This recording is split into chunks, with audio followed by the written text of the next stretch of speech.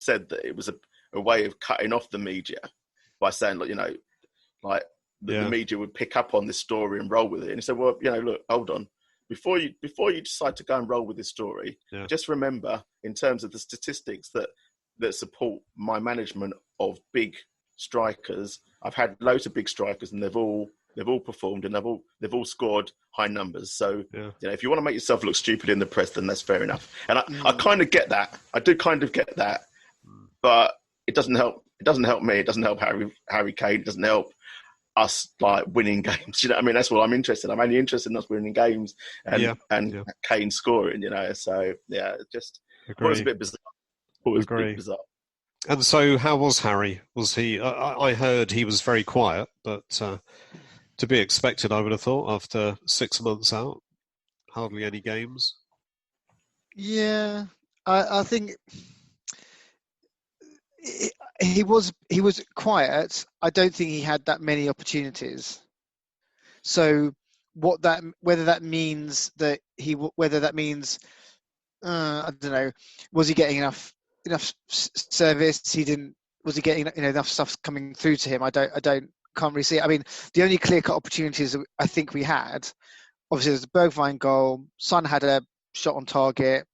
There may have been one other, but frankly, I don't remember a huge amount coming through. No. Yeah.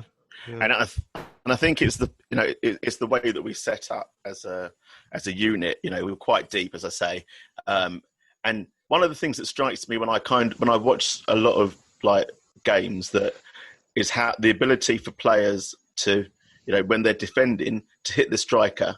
So if the striker goes high and peels into a channel or whatever, and their clearance invariably goes to where that striker is. Now, that's not by accident. That is, that's design and that's quality. But we just didn't show that kind of quality and,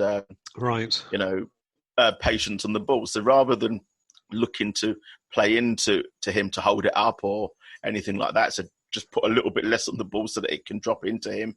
We were clearing it probably with a little bit too much urgency and showing, and therefore the ball's going a little bit further and he's under pressure, and to try and hold it up, it wasn't possible. So he didn't have any attempts to hold it up, and he was quite deep, quite a lot, in terms probably helping out defensively where we probably needed him to be a little bit higher, and that may have just been a frustration for a lack of ball contact. So rather than keep helping us to keep a shape and to help us to get further up the pitch, he's dropped deeper. And I don't know if that's because he's supposed to drop deep and we've got the two flying wingers in Bergwijn and Sonny that are supposed to bomb on beyond him. I don't know what, I don't know what the tactics were from Mourinho, but he was fairly deep, and that probably affected his impact in the game, I think.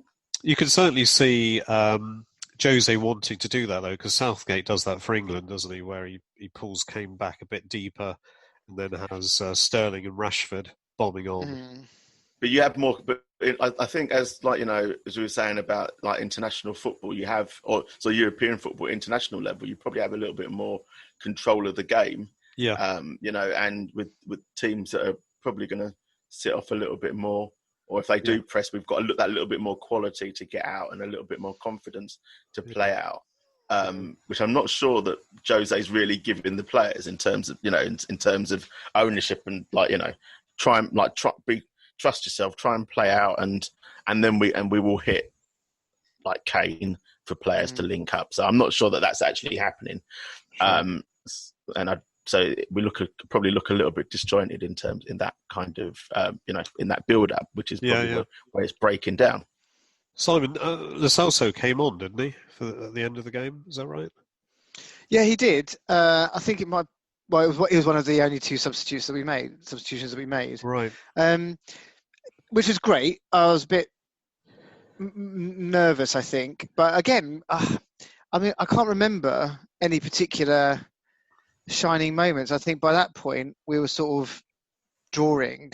And it was kind of like, oh, shit, I hope we just get through this.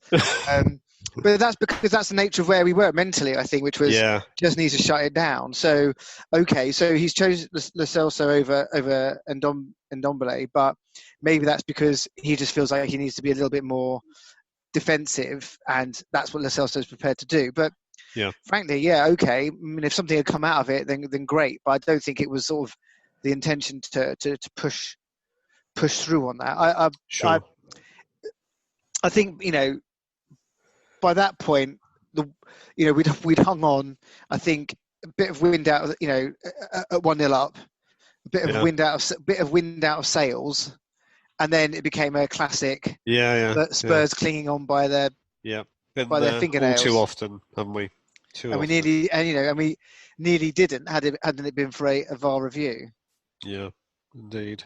You just wonder, like, if you think about the substitutions that Jose made, right? So he's played it like a proper game of football. He's managed it like a proper game of football. Only making 2 subs, and the subs that he feels that he wants to make, and like Simon,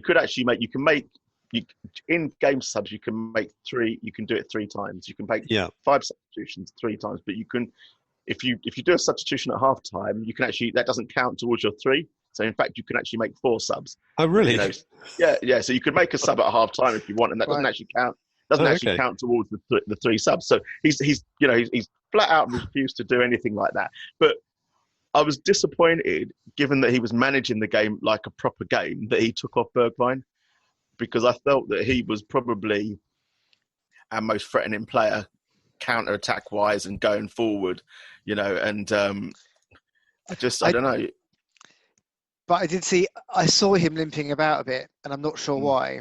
So it could have been a touch of cramp or something. So I think he took him off because he was a little bit fatigued.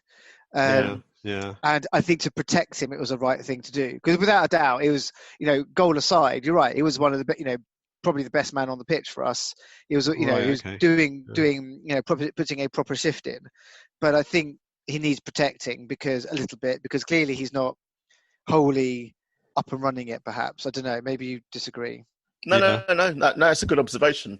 I just based on the lack of input from some of the other players, lack of contribution, and then when Gedson came on, like, just giving up on balls and stuff, like, you kind of wonder where their heads are at. Some of their heads are at, if they're, it's effectively the first game back. They've had like a little pre-season, a little mini break.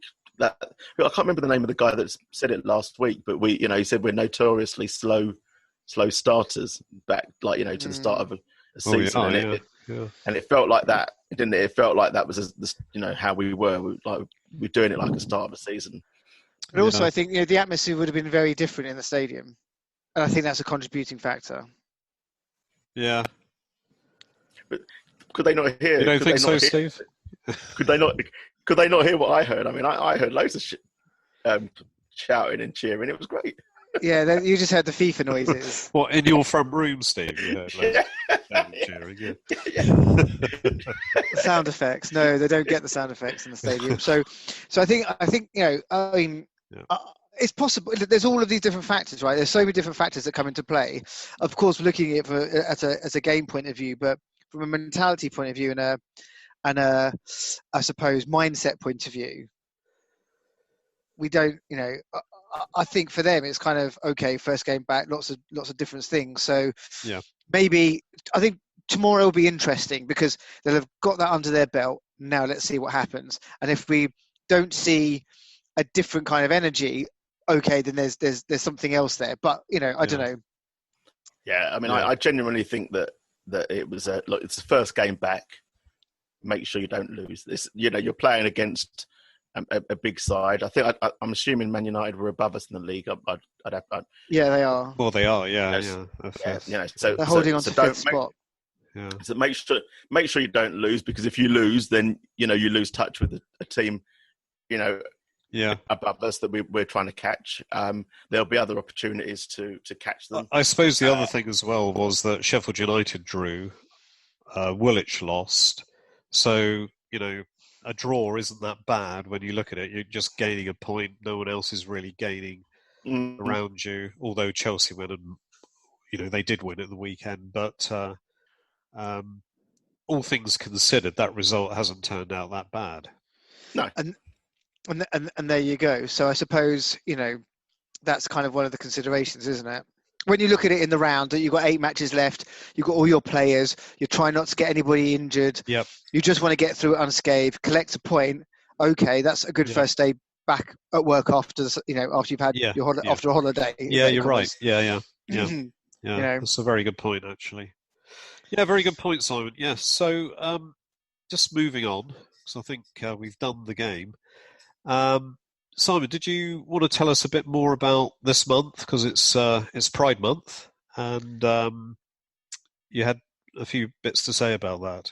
I do, but I don't know, just before we finish that, whether we just want to touch upon the N17 live show that the club put out before the game was aired. So, what the club have now done is, because we're not there in person, they're hosting a live show from the stadium, which has been broadcast on YouTube for about an hour or so before kickoff. It's all Spurs content, and it's hosted by a very lovely guy called Ben Haines from 90min.com, who some of you might be familiar with. And I know him, so I was very happy today that he agreed to have a little sit down with me virtually, of course. And we had a good old chat about what the experience was like for him being at the stadium and introducing a live show for all the fans, but with obviously none of the fans being in the stadium. So have a listen to this, and I hope you find it interesting. Hi, Ben. Thanks for joining me. I hope I haven't interrupted your busy afternoon. No, not at all. You're perfect. Thank you for having me as well. For those who haven't seen it yet, tell us about N17 Live. What is it?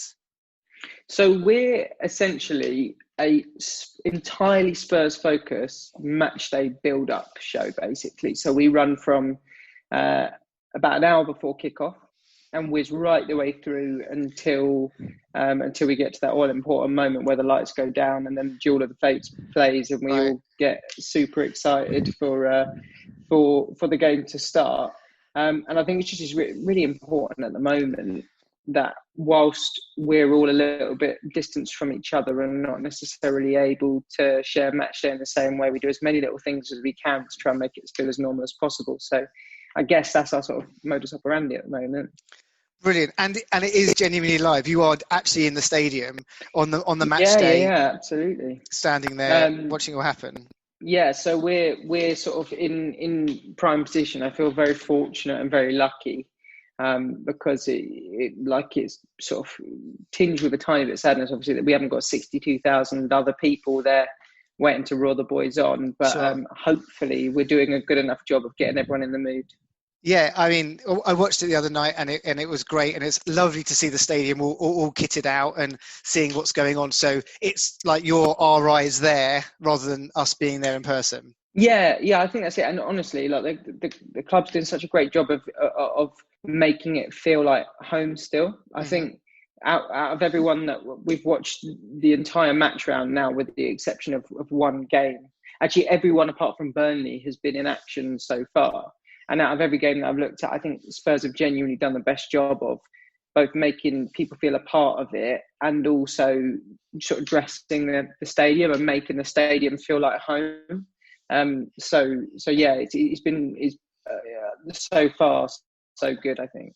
I agree, absolutely agree. It did look impressive. It looked impressive, and you must have had a pretty rigorous screening process to even be able to allow in. Is it pretty tough right now? I mean, did you have to get checked and isolate, etc.? So all the regulations that are there, there's lots of different zones, as you can imagine from the Premier League regulations. But all the regulations that are there are like really, really strictly observed. So even when people sitting in the media spaces, everyone is social distanced, and there's only a limited amount of people that are allowed in, as I think the Telegraph kind of reported it first, actually. But there's a really limited number of people that are in the stadium. So it is quite, when you're in there, it's quite a strange environment to be in, because you're so used to it being just absolutely heaving. And even though we're super fortunate at Spurs, aren't we? In that when you go into the stadium, you never feel cramped. There's always space for everyone, and particularly given the design elements that kind of made sure that everyone is able to get served at the bar, for example. But I think, that's the thing that stands out at you, is that it's just so weird being in this amazing space with so few people, and yet still hearing the this sort of familiar sounds of match day and still going through all of the processes of match day. That was one of the things that we said on the